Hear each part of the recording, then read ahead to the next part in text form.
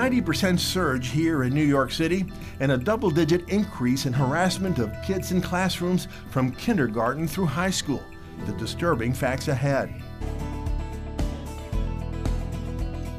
Good evening and welcome to Metro Focus. I'm Jack Ford. These are trying times for our country. Taking a look at our nation from kindergarten classrooms to the lawns of our high schools and our colleges, there's not just a gun problem in these United States, there's a hate problem as well. Specifically, hate against Jews.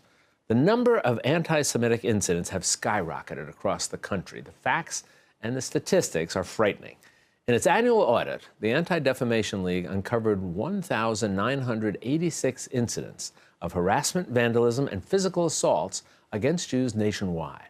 That's an increase of 1,267 cases reported from last year. For us here in New York, there's a 90% increase since 2016. Let that sink in. 90%.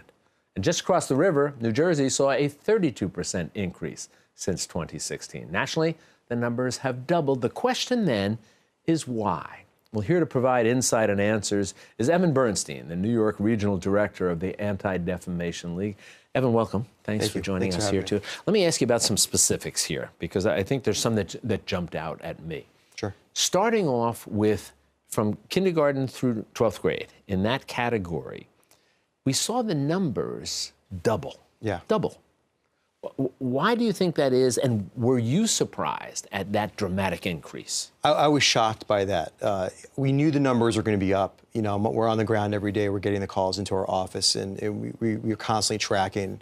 When we put everything together in a compilation and seeing those numbers, K through 12, that was shocking to me. And I think it's speaking to kind of the discourse now that's in America is really now trickling down into school-age children, and that is very, very concerning to us at the ADL. And we know that, you know, as parents, you know that your children are formed at that very age. There's some folks who will say, look, after a certain number of years, that their views and their approaches and how they deal with people has hardened. So if you're seeing K through 12 with that sort of dramatic increase, what kind of fear does that provide for you? It's a lot of fear. I have a 7-year-old and a 10-year-old, and you know these kids are learning this somewhere. Hate is a learned behavior. We know that. So they're either getting online, and we've seen such a tremendous amount of hate that's online on Facebook, on Twitter. Parents can't monitor, especially teenagers, all the time, and they're getting this information unfiltered, which is very scary. And I think even younger children are getting it from their parents, and they're regurgitating it in their schools. I thoroughly enjoy being on college campuses. But we saw that there's been a rise of 130% on college campuses. Yes. Again, how and why? I think we've seen, again, this overall general opening up of hate in our society, really, since the election season. And it's been maintaining itself, and you're seeing this language is being used online, and it's starting to filter into our normal conversations and how we're interacting with people. And I think people's filters that were once very much established are becoming lessened, and you're seeing that in all parts of society, but specifically now you're seeing this on college campuses, where I think people are interacting with each other. Professors are getting notes that are anti-Semitic. Conversations among students are becoming difficult, and also we're seeing a very large rise of white supremacist movements on college campuses. Over 40 states have had hundreds of schools flyered with white supremacists, and sometimes they're anti-Semitic in nature, and other times they're just general hate, whether it's Identity Europa, the Klan.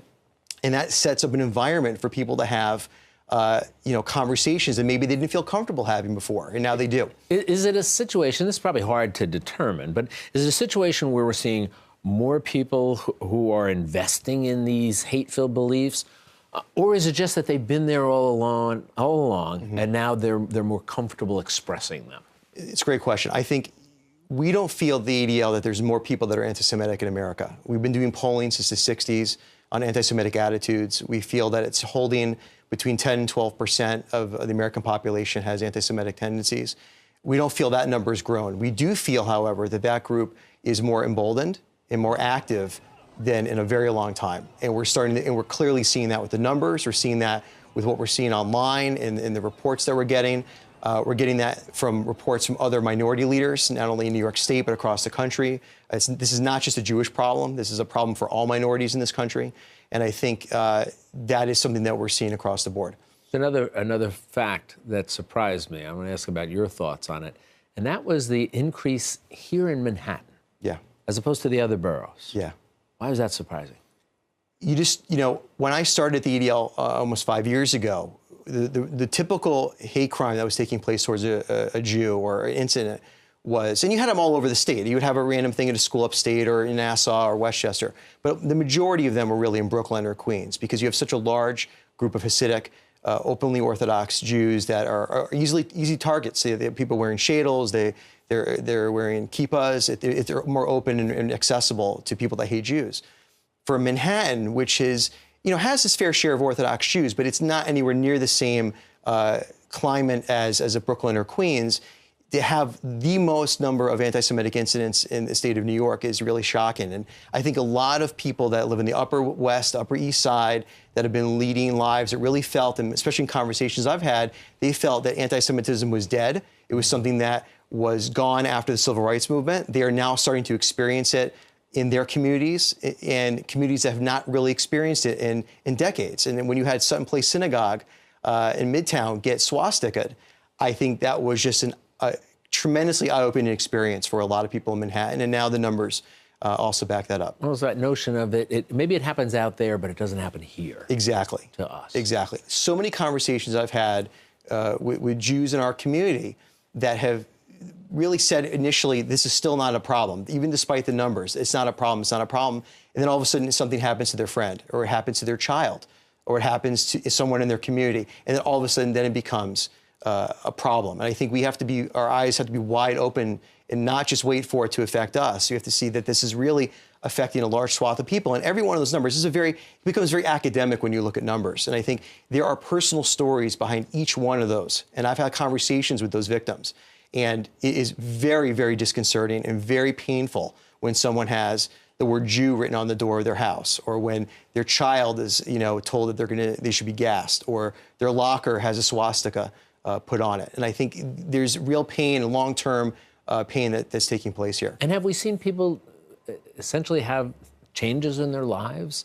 You talk about pain, have real and I don't mean to minimize the notion of pain, sure, but have a real impact on how they live their lives? Absolutely. I think people that felt they were absolutely integrated and part of their community and felt comfortable, and that anti-Semitism was not an issue, and that people accepted Jews, and all of a sudden you have a massive swastika painted on your house with the word, Jew on it underneath the swastika, you begin to question, am I really welcome in this community?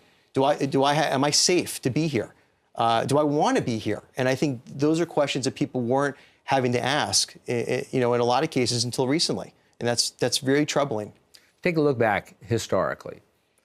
There have been periods where there have been increases in anti-Semitic behavior and anti-Semitic attitudes. Have we seen a pattern of causation during the course of that period of time for those spikes? Usually when there's been dramatic spikes, it's because of activity in Israel, whether it's Operation Protective Edge or there's some kind of a conflict, or there's typically a rise of anti-Semitic incidents. What's happened really since the election season, there's been kind of a spike, in that the spike is held, and it's held for an extended period of time. And that is something that's a bit of an anomaly for us that's been doing this kind of tracking since 1979. And we're trying to get our arms wrapped around that, because the trend's going to continue. The numbers are up in 2016, and now they're up even further in 2017. Those are trends that are not good trends, and we need to do everything we can to push back on that. How concerned should we be then that we might tend to become desensitized to these incidents, that they are happening so often that they're not going to get the coverage they used to have, and they become a sense of this sort of perverse normality? I've seen that. When I first started, there was a swastika incident. It was a press release. It was major coverage. It was a big news story. Could lead the news. Lead the news. Now we get so many. If you look at the numbers, anti-Semitic vandalism was one of the highest numbers and one of the largest increases in this audit, that it becomes just another number within the audit, and it becomes another incident taking place in the city. So the elected officials and others don't necessarily respond with the same vim and vigor they did before. And that is concerning, because to me, it's all about the levels that we accept and become normal in our society, right? So if anti-Semitic vandalism becomes normalized, What becomes normalized next? Anti-Semitic assaults. And what after that? You can't live in the building. You can't go to our school. All things that we were able to accomplish. Jews right now are experiencing some of the biggest success in the history of any country at any given time. And we can't take that for granted. And we're certainly living better and more robust and freer lives than we did probably 60, 70 years ago in this country. But we can't take that for granted as a people at all. Here's the difficult last question for you. The numbers are staggering. They're troubling. They're even frightening. What do we do about it?